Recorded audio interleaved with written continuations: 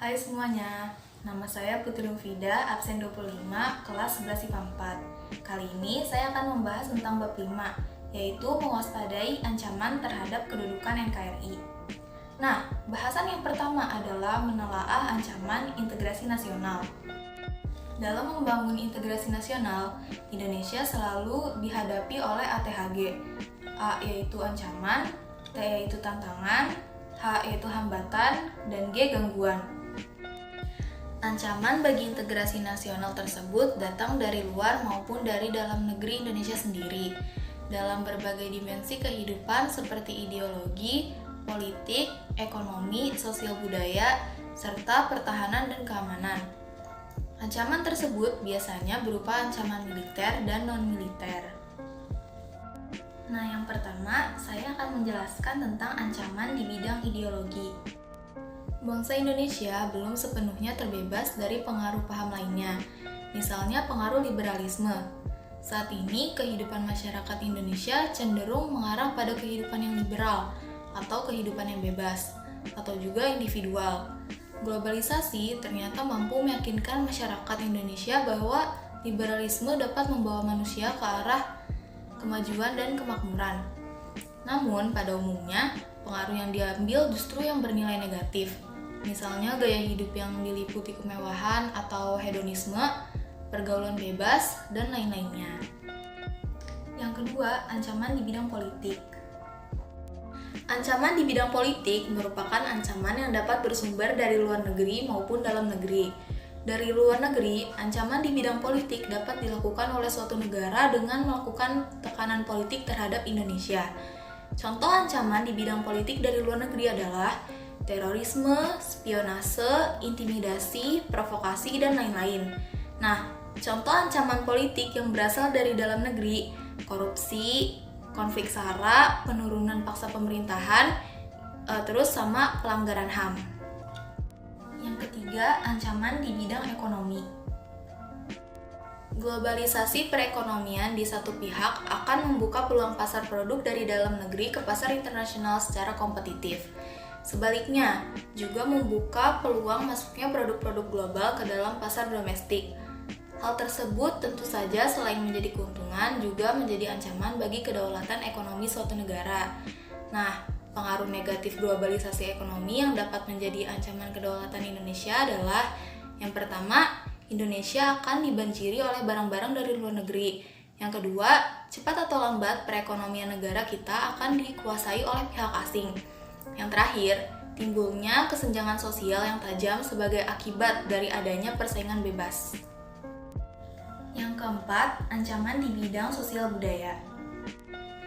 Ancaman di bidang sosial budaya dapat dibedakan atas ancaman dari dalam dan ancaman dari luar.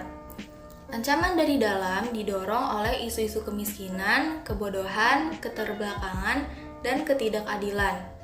Isu tersebut menjadi titik pangkal timbulnya permasalahan seperti separatisme, terorisme, kekerasan, dan bencana akibat perbuatan manusia. Isu tersebut akan mengancam persatuan dan kesatuan bangsa, nasionalisme, dan patriotisme. Ancaman dari luar timbul sebagai akibat pengaruh negatif globalisasi. Di antaranya, munculnya gaya hidup konsumtif yang selalu mengkonsumsi barang-barang dari luar negeri, terus munculnya sifat hedonisme, adanya sikap individualisme, dan juga munculnya gejala westernisasi. Yang kelima, ancaman di bidang pertahanan dan keamanan. Ancaman di bidang pertahanan dan keamanan merupakan ancaman militer. Nah, ancaman militer adalah ancaman yang menggunakan kekuatan bersenjata dan terorganisasi yang dinilai mempunyai kemampuan membahayakan kedaulatan negara, keutuhan wilayah, dan keselamatan segenap bangsa. Ancaman militer dapat berupa agresi atau invasi, pelanggaran wilayah, pemberontakan bersenjata, sabotase, spionase, aksi teror bersenjata, ancaman keamanan laut dan udara. Bahasan yang kedua yaitu adalah strategi mengatasi berbagai macam ancaman terhadap I Polexosbud Hankam dalam membangun integrasi nasional. Yang pertama, strategi mengatasi ancaman di bidang ideologi dan juga politik. Untuk mengatasi ancaman di bidang ideologi dan politik, bangsa Indonesia harus segera mewujudkan hal-hal sebagai berikut. Yang pertama, mengembangkan demokrasi politik. Yang kedua, mengaktifkan masyarakat sipil dalam arena politik.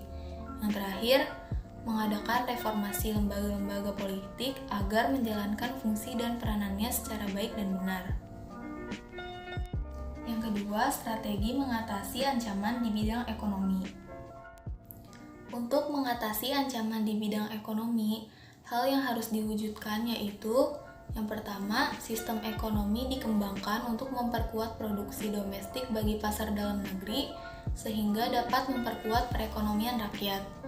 Yang kedua, pertanian dijadikan prioritas utama karena mayoritas penduduk Indonesia bermata pencaharian sebagai petani. Industri-industri haruslah menggunakan bahan baku dalam negeri sehingga tidak bergantung pada impor dari luar negeri. Yang ketiga, strategi mengatasi ancaman di bidang sosial dan juga budaya. Dalam menghadapi pengaruh dari luar yang dapat membahayakan kelangsungan hidup sosial budaya, bangsa Indonesia berusaha memelihara keseimbangan dan keselarasan fundamental, yaitu keseimbangan antara manusia dengan alam semesta, manusia dengan masyarakat, manusia dengan Tuhan, keseimbangan kemajuan lahir dan kesejahteraan batin. Keempat, strategi mengatasi ancaman di bidang pertahanan dan keamanan. Ancaman militer akan sangat berbahaya apabila tidak diatasi. Oleh karena itu, harus diterapkan strategi yang tepat untuk mengatasinya. Undang-Undang Dasar Negara Republik Indonesia tahun 1945 telah mengatur strategi pertahanan dan keamanan bangsa Indonesia dalam mengatasi ancaman militer tersebut, yaitu pada pasal 30 ayat 1-5 Undang-Undang Dasar Negara Republik Indonesia tahun 1945. Sekian video kali ini, semoga bermanfaat. Mohon maaf bila ada kekurangan atau kesalahan. Sampai jumpa.